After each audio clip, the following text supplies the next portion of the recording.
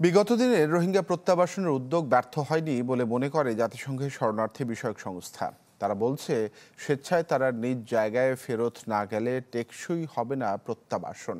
নিরাপত্তা না পেলে রোহিঙ্গারা আবারও বাংলাদেশে ফেরত আসবে। তাই রাখাইনে শান্তি ফেরাতে কাজ করতে হবে আন্তর্জাতিক সম্প্রদায়কে। জাতিসংঘের শরণার্থী বিষয়ক সংস্থার সহকারী হাই কমিশনার রাউফ মাজুর সাথে কথা বলে রিপোর্ট করেছেন সহকর্মী আশিকিন প্রিন্স, আর ক্যামেরাতে ছিলেন সুমন আহমেদ।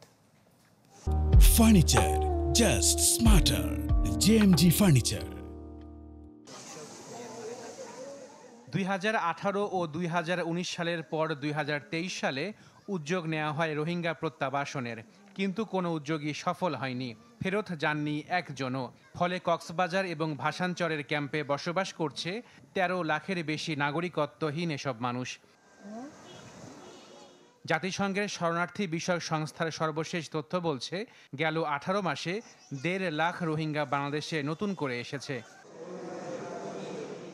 UNHCR এর সহকারী হাই কমিশনার রাউফ মাজু বলেন, রোহিঙ্গারা স্বেচ্ছায় নিজ দেশে ফেরত না গেলে টেকসই হবে না প্রত্যাবাসন।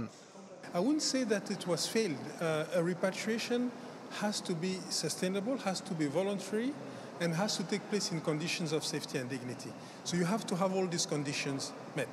Voluntariness, that's key. If you do not have voluntariness, a repatriation cannot be sustainable. And then if you don't have security in places of origin, of course refugees are going to come back.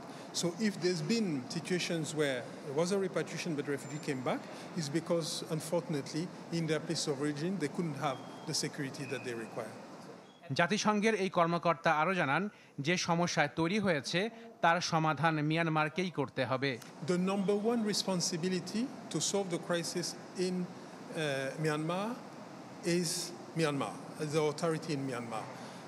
But of course, there is a responsibility also on the part of the international community to help. The UN plays its role, regional organization, ASEAN plays its role.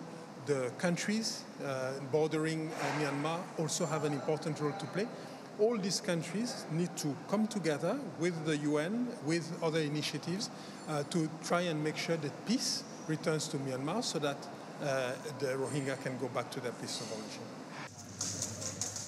জাতিসংঘের শরণার্থী বিষয়ক সংস্থা বলছে, রোহিঙ্গাদের মানবিক সহায়তার পাশাপাশি জোর দিতে হবে তাদের দক্ষতা বৃদ্ধিতে, যাতে তারা ফেরত গিয়ে নিজ দেশের উন্নয়নে ভূমিকা রাখতে পারে।